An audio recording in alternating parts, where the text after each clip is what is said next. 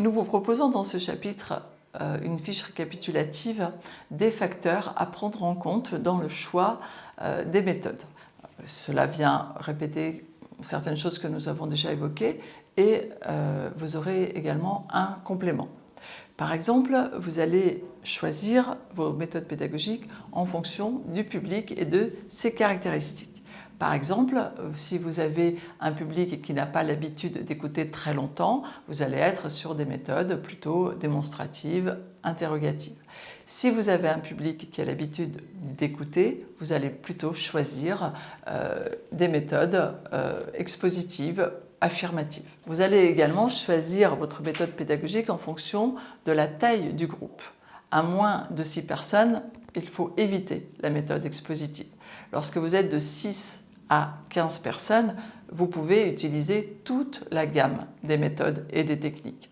Au-delà de 15, eh bien, vous allez pouvoir utiliser toutes les méthodes, mais pas les méthodes actives, pour les raisons que nous avons déjà évoquées, c'est-à-dire que vous ne pourrez pas suivre tous les groupes, accompagner chaque apprenant si vous faites travailler en individuel. C'est une méthode qui est relativement chronophage.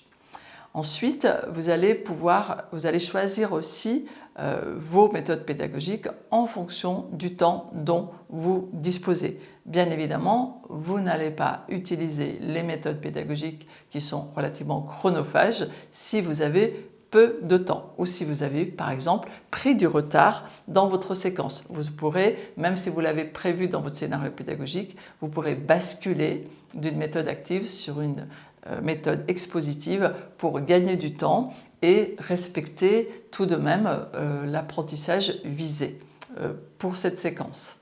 Vous allez également choisir vos méthodes pédagogiques en fonction des moyens à disposition, en fonction des locaux, en fonction de la taille des salles, en fonction de la disposition des tables et de tout le matériel que vous pouvez avoir à votre disposition.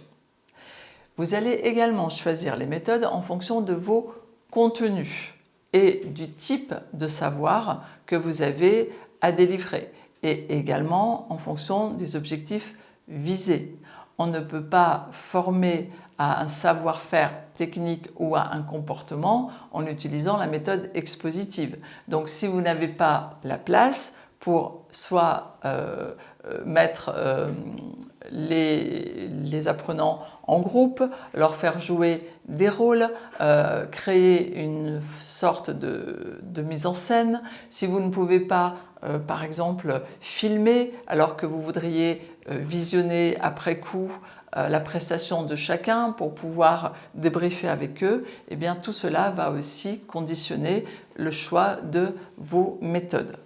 Ensuite, eh bien, vous allez choisir aussi les méthodes en fonction de votre expérience et de vos compétences.